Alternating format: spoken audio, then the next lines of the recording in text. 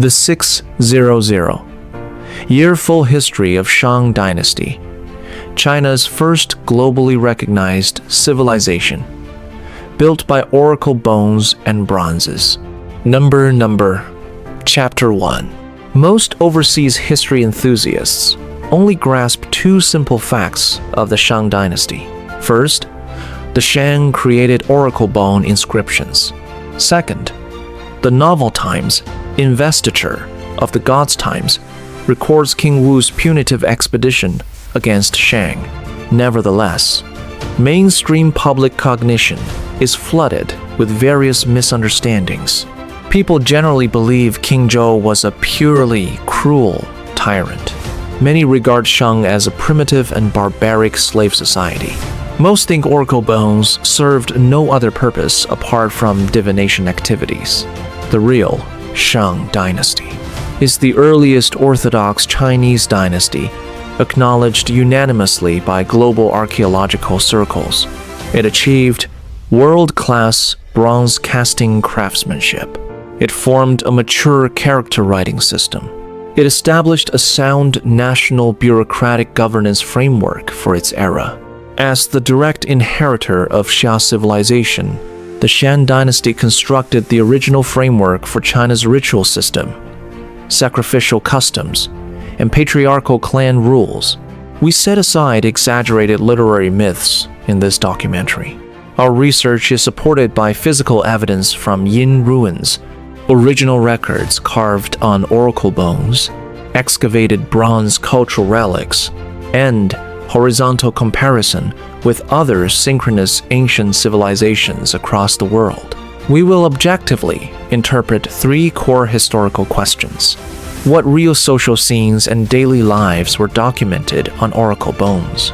Was the collapse of the Shang Dynasty triggered merely by King Zhou's tyrannical rule? What core cultural genes did the Shang pass down to the generations of Chinese civilization afterward? Fictional legendary stories have gained huge popularity among the public. Only oracle bones and bronze relics can restore the true appearance of the ancient Shang Dynasty. Chapter 2. Here is the officially recognized historical timeline in academia. The Shang Dynasty was established in 1600 BC. Tang of Shang defeated the Xia army in the Battle of Mingtiao to found the dynasty. The Shang regime collapsed in 1046 BC at the Battle of Muye, conquered by the Western Zhou. The Shang existed for a total of 554 years. It is generally simplified to 600 years in popular science videos for easy memorization. 31 kings ruled the dynasty over 17 successive generations. The Shang court relocated its capital 5 times.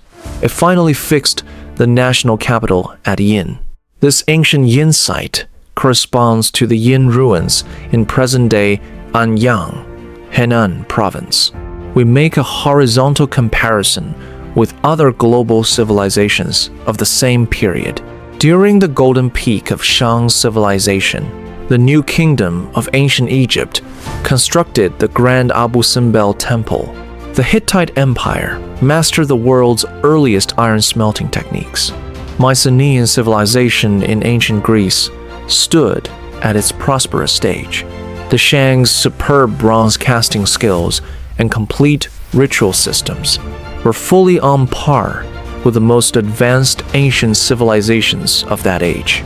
Shang civilization was never a backward and primitive tribal culture. 3 key concepts must be sorted out to correct public misunderstandings. They are the primitive tribal culture of the early Shang clan, the city-state political system of the early dynastic Shang period, and the large-scale centralized royal regime centered on Yin in the late Shang Dynasty. Oracle bone artifacts unearthed from Yin ruins achieve accurate mutual verification between physical, cultural relics and textual records written in times, records of the grand historian.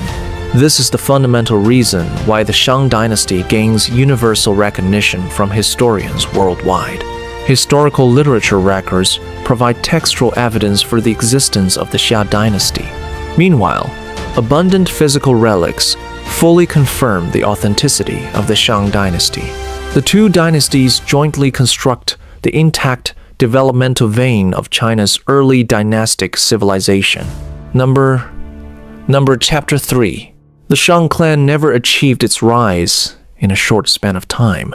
Back in the middle stage of the Xia dynasty, it has slowly expanded its influence along the lower reaches of the Yellow River. Its ancestor Qi received a fiefdom. This reward was granted for his contributions to Yu the Great's flood control project. After generations of inheritance and development, the clan raised its agricultural productivity, commercial exchanges, and military capacity step by step. In the late Xia era, the realm suffered Jia's tyrannical rule together with successive natural disasters. Tang of Shang captured this historic chance to swallow up small surrounding vassal states. Tang won the allegiance of dozens of vassals by practicing benevolent administration. He appointed Yi Yin to serve as the highest prime minister. Yi Yin ranks among the earliest sagacious prime ministers in Chinese history. He sorted out domestic legal regulations and increased grain output. He also dismantled the allied vassal forces that stood loyal to the Xia royal house. Shang troops wiped out the core Xia army in the Battle of Mingtiao. King Jie was driven into exile, and the Shang dynasty was formally established. The most pioneering institutional invention of the Shang was the inner and outer domain governing system. The inner domain meant the capital zone under direct administration of the central royal court. The outer domain included all affiliated tribal vassal states across the territory. This governing framework became the embryonic form of the enfeoffment system used in later dynasties. Meanwhile, the Shang built an early patriarchal system built on blood consanguinity. It drew clear boundaries between direct royal lineage and collateral kin branches. Royal secular power merged closely with religious theocracy. Only the royal clan possessed a supreme privilege to host grand sacrificial rituals. 5 capital relocations took place in the early Shang period. The fundamental causes were Yellow River flooding, internal succession struggles within the royal family, and land fertility decline. The dynasty gained lasting stability and booming prosperity after King Pan Geng moved the capital to Yin. Yin possessed superior geographical conditions with natural barriers for defense and safety. Yi Yin framed the fundamental national policies for the new dynasty. Pan Geng fixed the imperial capital and ended frequent migration. Jointly, these two pivotal figures consolidated the ruling foundation for Shang's 600-year reign. Number. Chapter 4. Before King Pan Geng moved the imperial capital, the Shang dynasty fell into a chaotic period known as the turmoil of the 9 kings. 9 successive monarchs sparked brutal internal conflicts among royal clan branches over the throne. The centralized authority of the royal court was severely weakened. Outer vassal states gradually suspended their tribute offerings to the Shang king. The overall national strength of the dynasty slumped drastically. The fundamental source of this long-term unrest was an imperfect royal inheritance mechanism. 2 modes of throne succession existed side by side.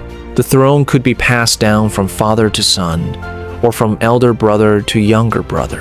There were no unified, binding institutional standards.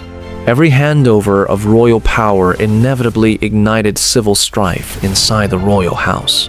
Before he took the throne, King Wuding dwelt among ordinary civilians for a long period. He personally witnessed the hardships of common folks and the deep-seated malpractices within the court. He kept a low profile and stayed taciturn for 3 full years after his enthronement. Later, he appointed Fu Yue, a gifted man of humble origin, to an important official post. This move broke the aristocratic monopoly over official positions. It became a crucial political reform inside the Shang royal court. With the ruling system fully stabilized, Wu Ding dispatched troops to launch large-scale military campaigns. He conquered surrounding tribal forces, including the Qiang, Tu, and Guifang tribes. The territory of the Shang was vastly expanded. Captured alien populations were used as productive laborers and sacrificial victims for rituals. During Wu Ding's reign, the Shang reached its all-time peak. It achieved supremacy in military strength, territorial span, ritual culture, and bronze smelting technology. This prosperous age is recorded in history as the Wu Ding prosperity. The Wu Ding prosperity pushed Shang civilization to its glorious pinnacle. Fu Hao, the earliest formally documented female military commander in Chinese history, lived in this splendid era. We will dissect the most brilliant glory of the Shang Dynasty in the next chapter. Number. Chapter 5. Fu Hao was the royal wife of King Wu Ding.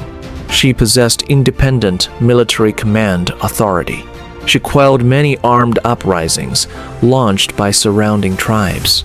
Meanwhile, she took charge of grand national sacrificial rituals for the royal court.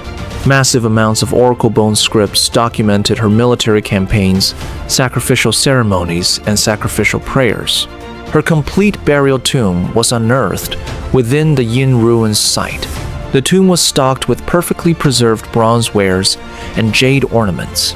It ranks among the rare Shang royal mausoleums that escaped ancient looting. These relics intuitively mirror the living conditions of the highest-ranking nobles of the Shang era. 3 landmark cultural accomplishments of the Shang Dynasty act as the most credible proof of Chinese civilization for global audiences. 1. Oracle bone writing system. It was a mature ideograph system. It possessed sound, structural rules including pictography, associative compound characters, and pictophonetic characters. It is the direct origin of modern Chinese written characters. Hundreds of thousands of oracle bone records retain genuine historical data dating back 3,000 years. These records cover ancient warfare, agricultural production, astronomical observations, disease symptoms, sacrificial rituals, and the daily activities of the royal family. 2. Superb bronze casting craftsmanship. The Homu Wu Ding and 4 gold square zun stand as masterpieces representing the peak of Shang bronze art. The piece mode casting method, split component assembly technology, and high-temperature smelting techniques held a leading position across the whole world during that period. Bronze ritual vessels were the tangible symbol of royal supremacy, social rank classification, and sacrificial ceremonies. 3. Progressive astronomy, calendar system, and primitive medical knowledge. Ancient Shan residents tracked the movement of celestial bodies to compile the lunisolar calendar. Oracle bone records contain descriptions of dental caries, orthopedic ailments, and internal organ illnesses. These materials reflect the preliminary medical understanding of ancient people. The Shang built a complete sacrificial belief system. It integrated worship of heavenly deities, earthly spirits, and ancestral ancestors. The practice of human sacrifice arose under the constraint of extremely low ancient productivity. We need to view this custom from an objective historical perspective, rather than applying modern moral standards for total negation and condemnation. Oracle bones carry down the origin of Chinese writing inheritance. Bronze vessels engrave the solemn dignity of ancient royal power. The Shang Dynasty laid the solid foundational framework for Chinese writing civilization and ritual civilization. Number. Chapter 6. Following the prosperous reign of King Wu Ding, the successive Shang monarchs wallowed in luxurious palace construction. They also held frequent large-scale sacrificial rituals. These activities devoured enormous national materials and manpower resources. The overall national strength of the Shang kept sliding downward. Three superimposed factors jointly brought about the dynasty's decline: inherent institutional flaws, intensified social conflicts, and drastic climatic shifts. First of all, the inherent drawbacks of the governing system. The inner and outer domain administration system could not implement direct jurisdiction over distant vassal states. Once the central royal authority faded, those regional forces were prone to break away from imperial control. Besides, the non-standardized royal succession mechanism repeatedly aroused violent infighting within the royal clan. Secondly, escalating social contradictions, large-scale human sacrificial customs, endless harsh corvée labor, plus extravagant lives of noble groups, imposed tremendous survival pressure on common civilians and enslaved populations. All these grievances build up into deep-rooted social conflicts inside the regime. Thirdly, drastic global paleoclimatic mutation. A widespread cold and dry climate prevailed all over the world during the late Shang Dynasty. Temperature decline and unstable rainfall patterns hit the Yellow River Basin hard. These climatic anomalies triggered poor harvests and widespread famine. Insufficient grain stockpiles severely weakened the dynasty's disaster resistance capacity. This climatic crisis became a critical hidden factor contributing to the Shang's eventual collapse. The Zhou tribe, settled in the Wei River Basin, maintained steady development. It carried out humane governance, boosted population growth, and stockpiled abundant grain supplies. Zhou gradually incorporated numerous Western vassal states that belonged to the Shang sphere of influence. The strength gap between Zhou and the Shang royal court kept shrinking. The ruling foundation of the Shang dynasty was hollowed out bit by bit. Separatist tendencies among regional vassals, entrenched domestic class contradictions, and successive natural disasters had long laid the groundwork for the inevitable fall of the Shang dynasty. Number. Chapter 7. Di Xing is widely remembered as King Zhou of Shang. Movies and literary works portray him as an exceptionally cruel and licentious tyrant. Judging strictly by authentic historical records from an objective perspective, Di Xing possessed extraordinary physical bravery and strength. He also had solid capability in military command and political governance. He launched prolonged military campaigns to conquer the eastern Yi tribes. These large-scale expeditions exhausted most of Shang's soldiers, financial resources, and grain reserves. The long-term troop deployment in the east left the Shang capital severely short of defensive garrisons. In order to contain rebellious vassal states and internal social turbulence, Di Xing implemented severe criminal laws and authoritarian governance.